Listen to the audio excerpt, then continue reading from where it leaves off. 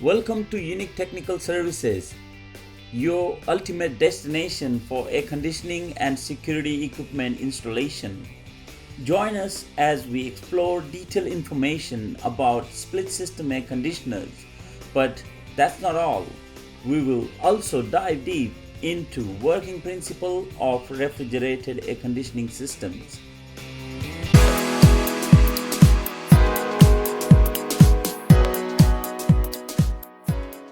If you want to cool or heat a certain area, split system air conditioners are very ideal and energy efficient.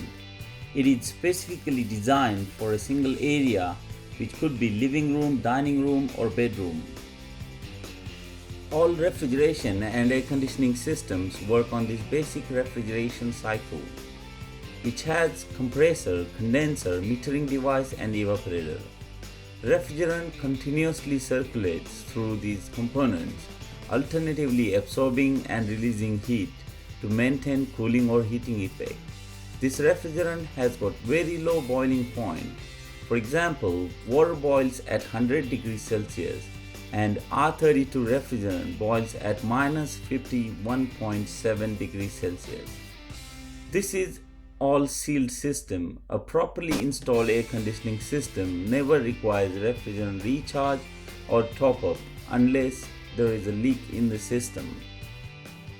Choosing the right capacity is very important. Capacity of aircon is mentioned in kilowatt, which means how much heat energy it can remove or add in a certain time.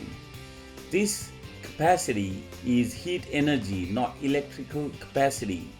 You can check this capacity chart and select size of your aircon. Also consider most of the brands use inverter technology that helps to vary compressor speed, and as a result 2.5 kilowatt unit can work from 0.9 kilowatt to 3.7 kilowatt capacity automatically.